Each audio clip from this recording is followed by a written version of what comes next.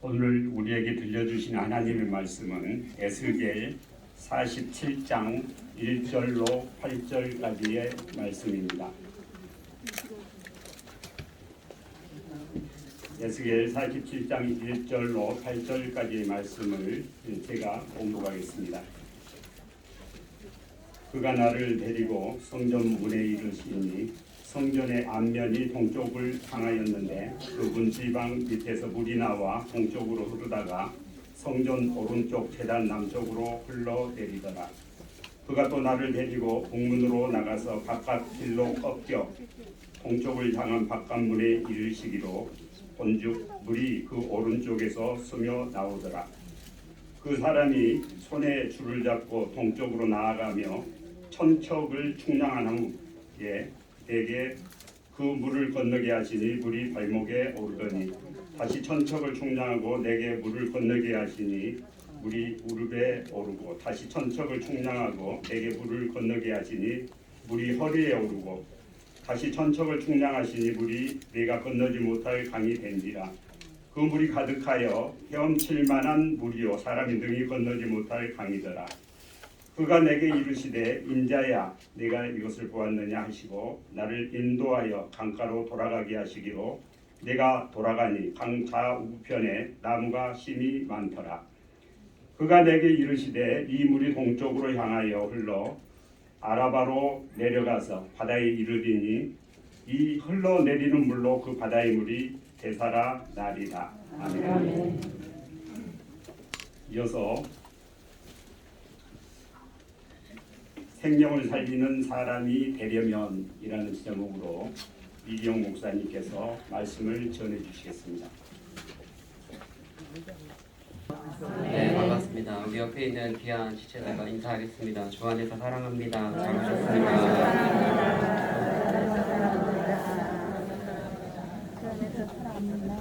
그 물은 성전 동쪽으로 흐르다가 나중에는 성전 오른쪽 제단 남쪽으로 흘러내려갑니다. 그 물이 성전에서 콸콸 힘있게 흘러나와서 강을 이루게 됩니다.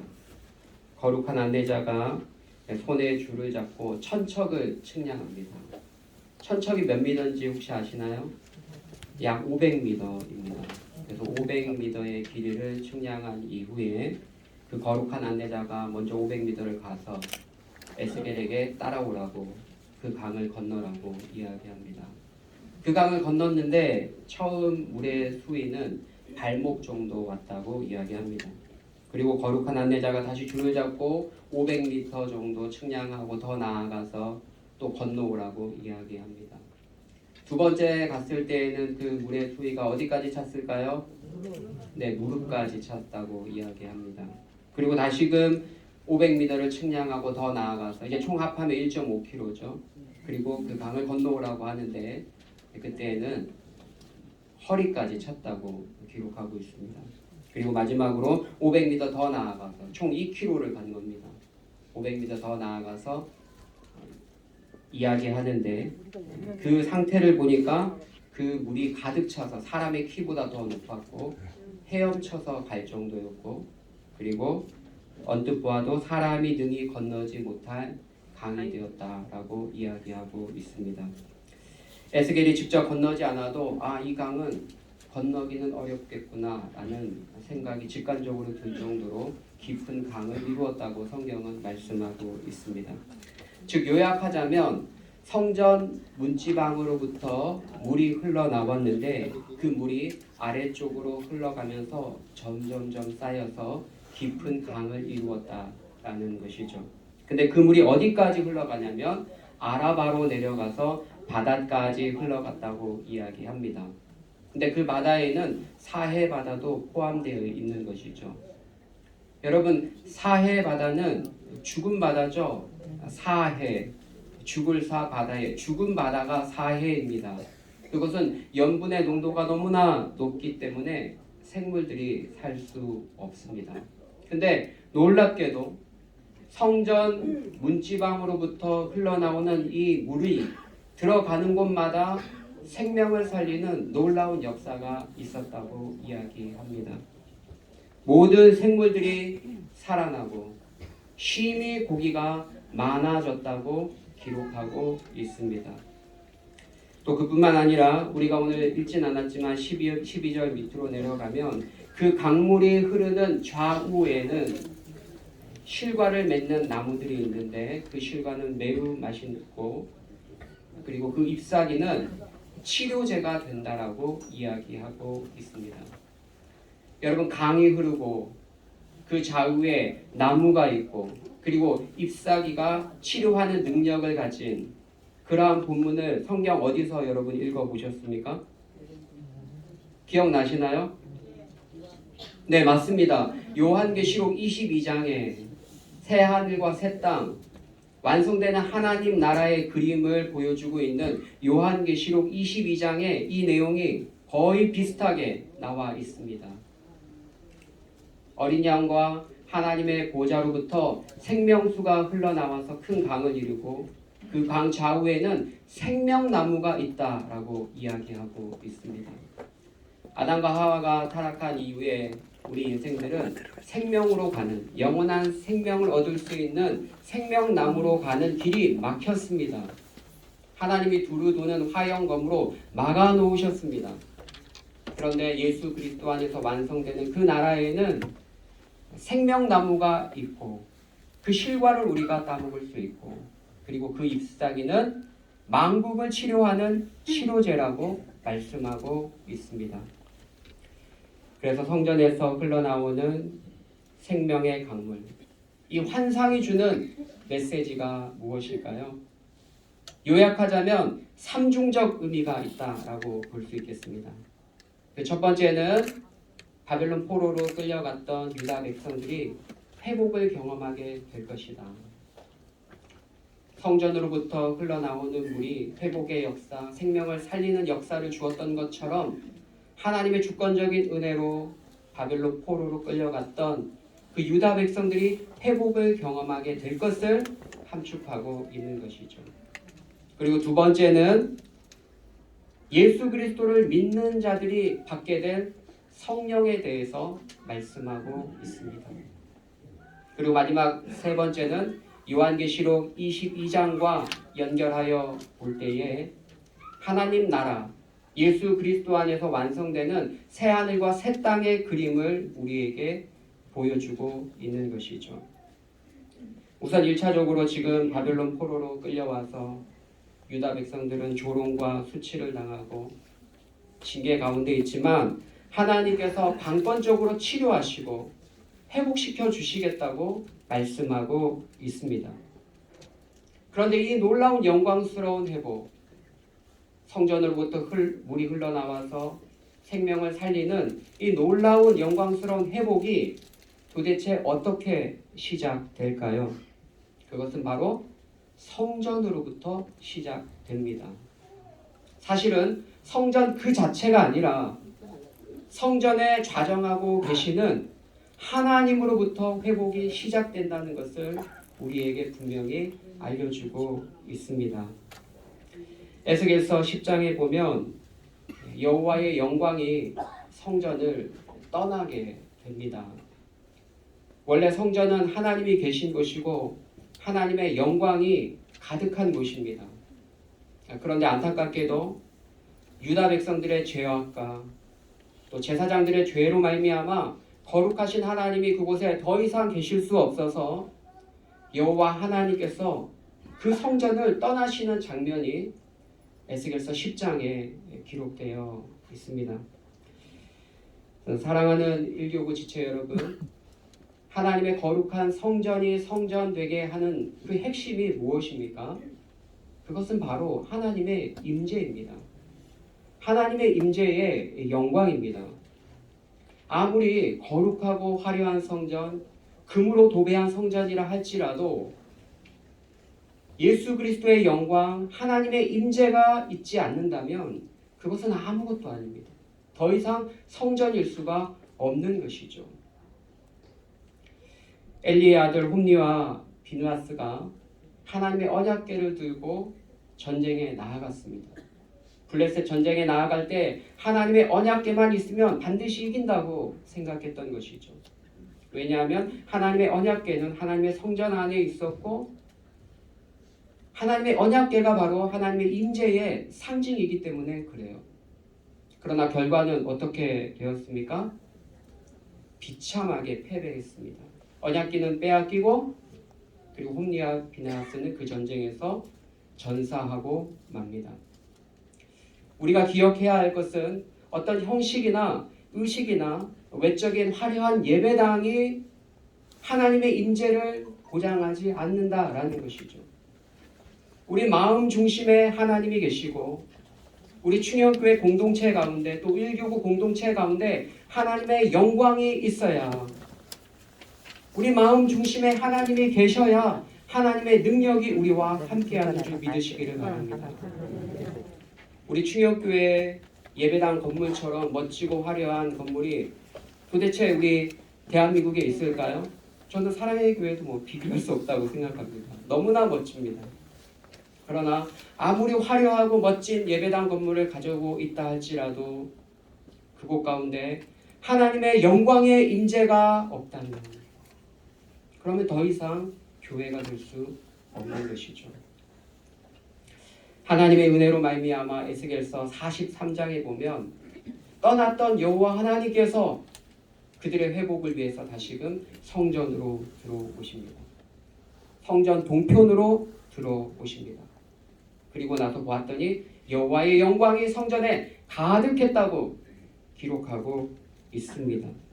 그 이후에 이제 오늘 본문 47장에서 떠나셨던 여호와께서 돌아오고 여호와의 영광이 성전에 가득하자 거기서부터 이제 생명의 물이 흘러나오게 되었다라는 것이죠.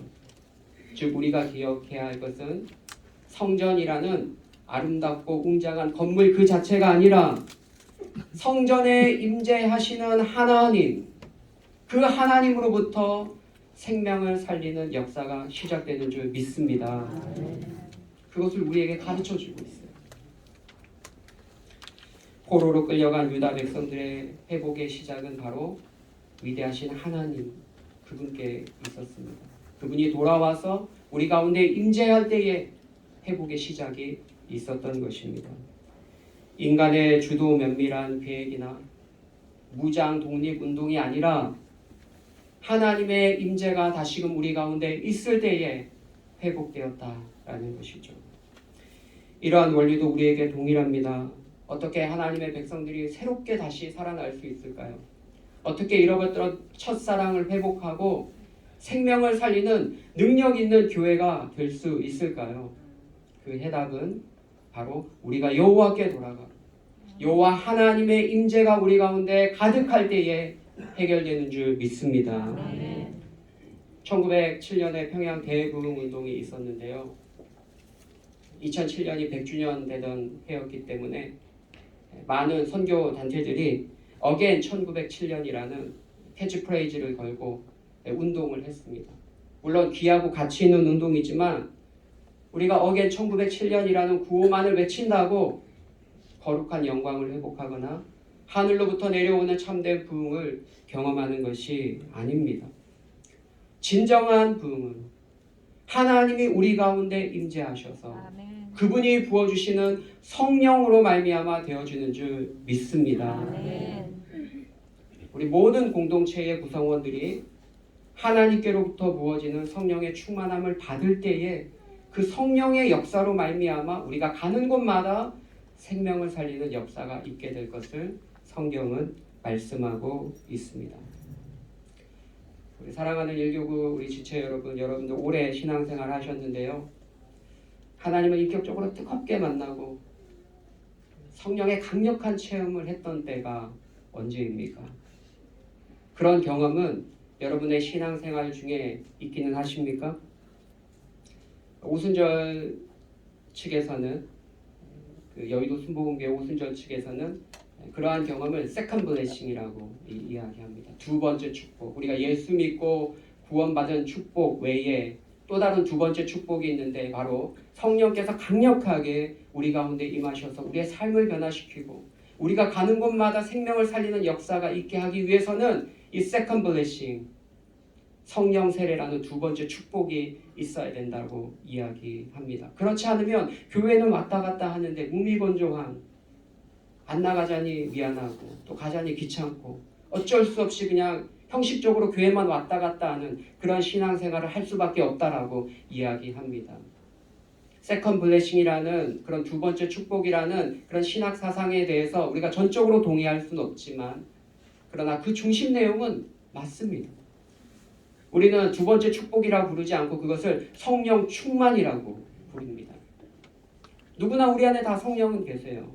왜냐하면 로마서에 보면 예수 그리스도를 성령으로 말미암지 않고는 주라 시인할 수 없다고 말씀하셨기 때문에 정말 자신이 죄인임을 깨닫고 예수님을 믿는 사람이라면 다 성령님이 계십니다.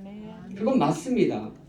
그러나 우리 안에 계신 성령님, 그 성령에 의해서 철저히 지배받고 통제받는 상태, 그것이 바로 세컨 블레싱, 성령 충만이다라는 것이죠.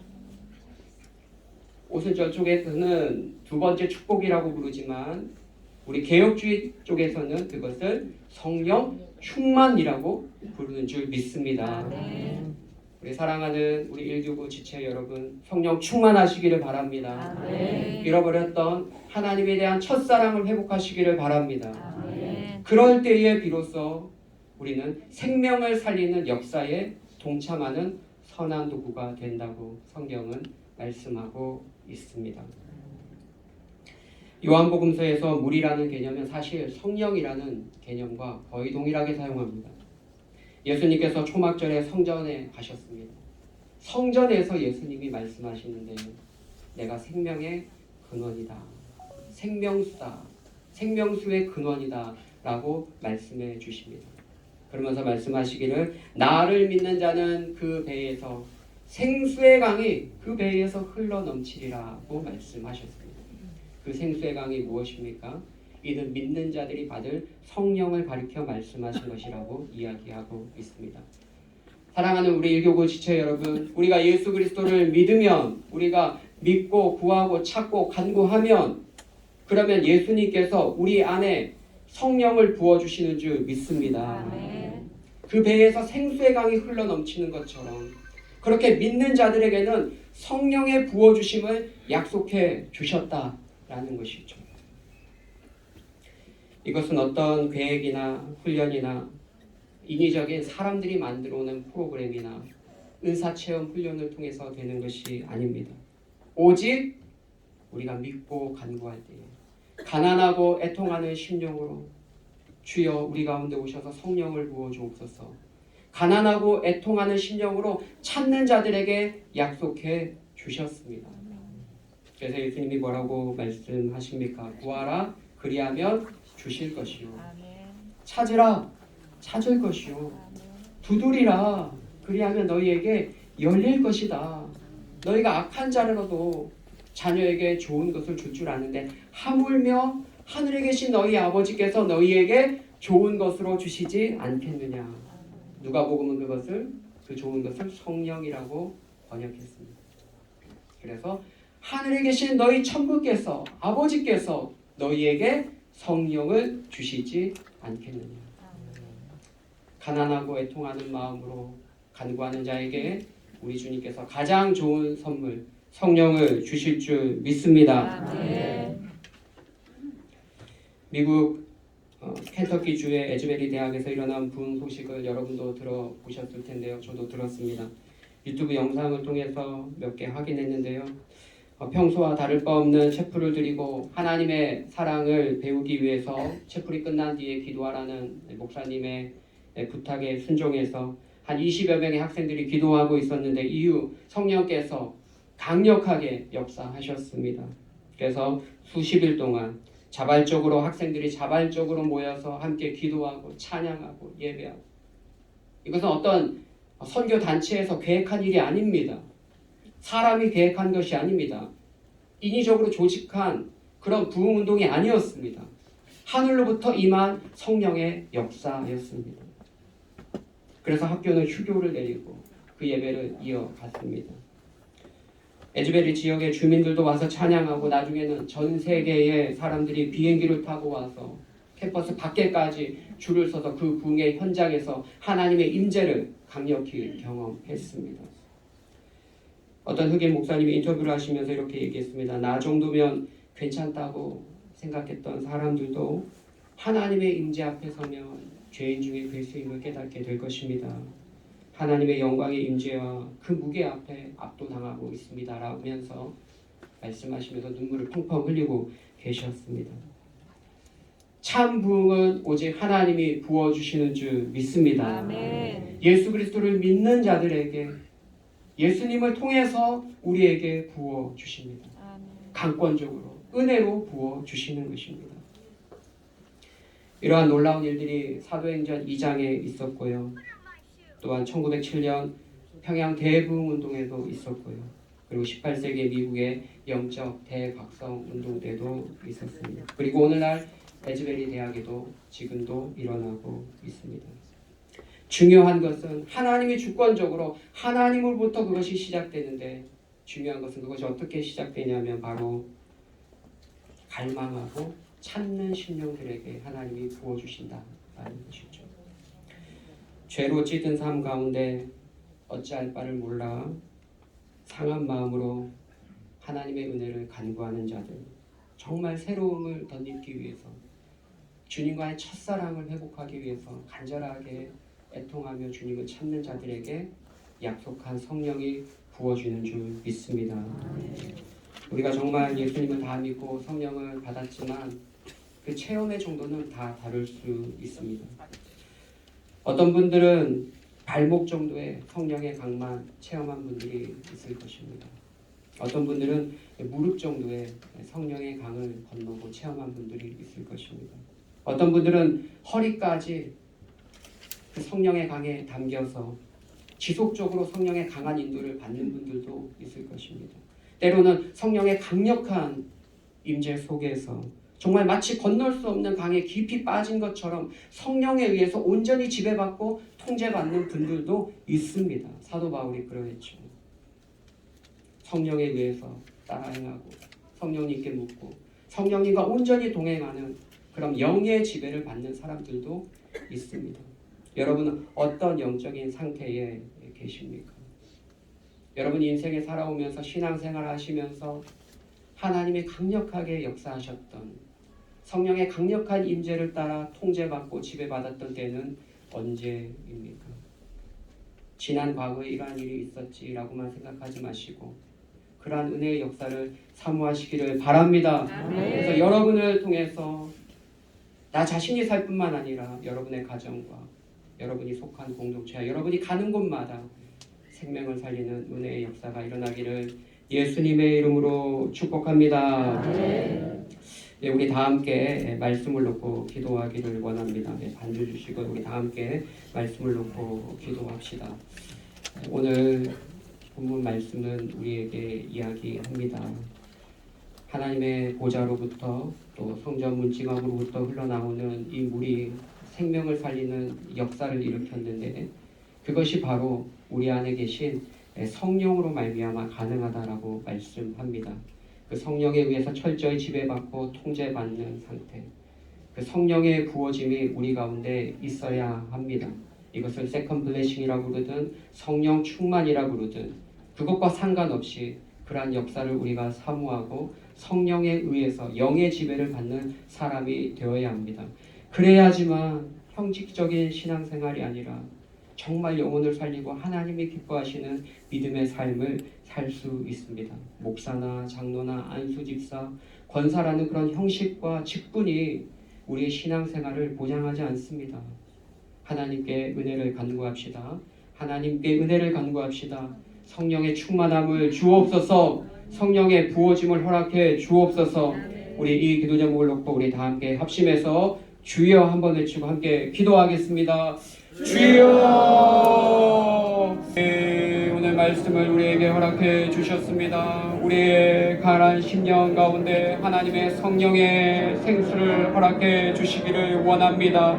이전에 하나님을 만났던 뜨거운 체험을 다시금 하기를 원합니다. 말씀 충만케 하여 주시고 기도 충만케 하여 주셔서 하나님의 영의 인도함을 받는 믿음의 사람들 되게 하여 주옵소서. 그래서 우리 1교구 지체들이 가는 곳마다 하나님 생명을 살리는 역사가 있기를 원합니다. 영혼을 위로하고 아버지 화해시키며 회복시키는 놀라운 은혜의 역사들이 우리 삶 가운데 일어날 수 있도록 주여 역사하여 주시옵소서. 믿는 자들에게 약속하신 위로부터 내려오는 성령이 우리 공동체 가운데 우리 1교구 공동체 가운데 풍성히 임할 수 있도록 하나님 역사하여 주시옵소서. 하나님 아버지, 오늘 말씀을 통해서 믿는 자들에게 약속하신 성령의 은혜가 우리 가운데 약속되어진 줄 믿습니다. 하나님, 황폐해진 우리의 마음을 치료하여 주시고 고쳐 주옵소서. 우리가 정말 진정으로 새로운 사람이 되어서 우리가 가는 곳마다 영혼을 살리고 영혼을 예수님께 인도하는 생명을 살리는 복된 사람들로 거듭날 수 있도록 은혜 위에 은혜를 더하여 주옵소서. 감사하며 예수님의 이름으로 기도하옵나이다. 아멘. 이 거룩히 여김을 받으시오며 나라의 마옵시며 뜻이 하늘에서 이룬 것 같이 도 이루어지이다. 오늘날 우리에게 일용할 양식을 주옵시고 우리가 우리에게 죄 지은 자를 사하여 준 것 같이 우리 죄를 사하여 주옵시고 우리를 시험에 들게 하지 마옵시고 다만 악에서 구하옵소서. 대개 나라와 권세와 영광이 아버지께 영원히 있사옵나이다. 아멘.